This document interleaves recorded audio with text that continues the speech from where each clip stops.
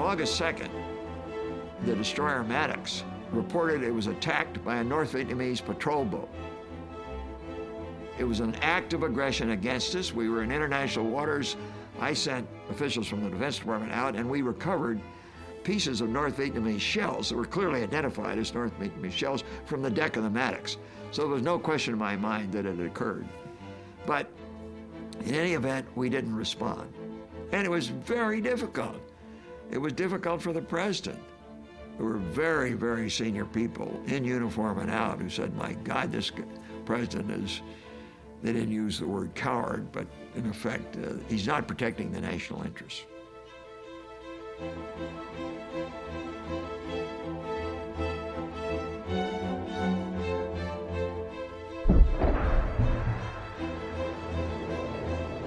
Two days later, the Maddox and the Turner Joy, two destroyers, reported they were attacked. Where are these torpedoes coming from? Well, we don't know. Presumably from these unidentified craft. There were sonar soundings, torpedoes had been detected, other indications of attack from patrol boats. We spent about 10 hours that day trying to find out what in the hell had happened. At one point, the commander of the ship said, we're not certain of the attack. Another point, they said, yes, we're absolutely positive. And then finally, late in the day, Admiral Sharp said, yes, we're certain it happened.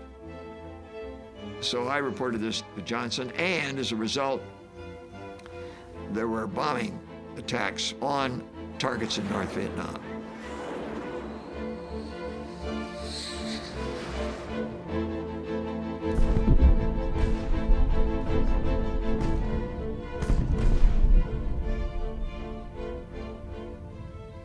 Johnson said, we may have to escalate. I'm not going to do it without congressional authority.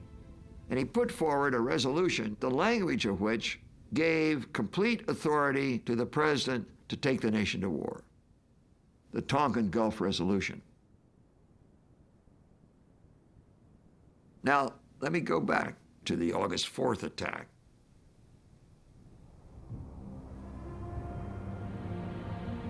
Well, there apparently been at least 9 torpedoes in the water, all missed. Yeah. No, I don't. Wait a minute now. I'm not so sure about this number of engaged. Right. We'd have to check it out here.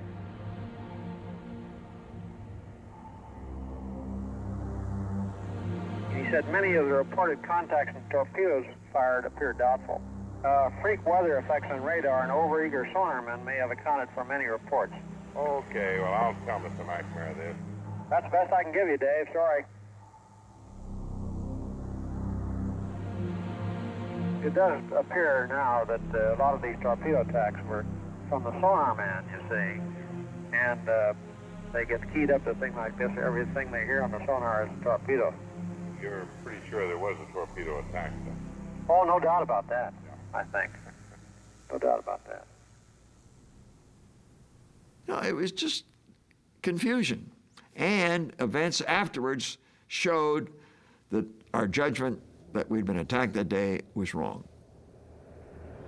It didn't happen.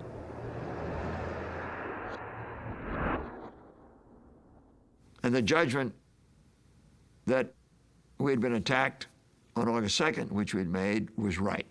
We had been. Although that was disputed at the time. So we were right once and wrong once. Ultimately, President Johnson authorized bombing in response to what he thought had been the second attack. It hadn't occurred, but that's irrelevant to the point I'm making here. He authorized the attack on the assumption it had occurred, and his belief that it was a conscious decision on the part of the North Vietnamese political and military leaders to escalate the conflict, and an indication they would not stop short of winning.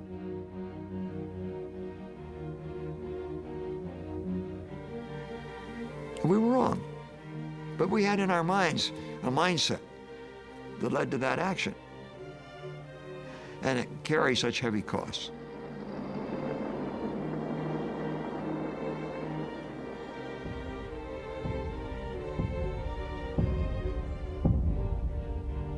We see incorrectly, or we see only half of the story at times. We see what we want to believe. We see you're absolutely right. Belief and seeing, they're both often wrong.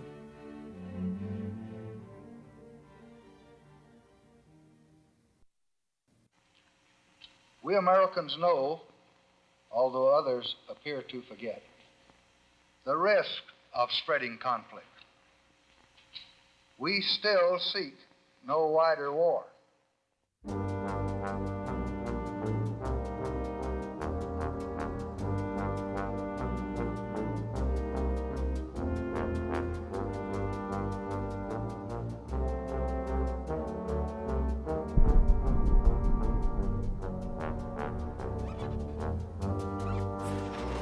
We introduced what was called Rolling Thunder, which over the years became a very, very heavy bombing program.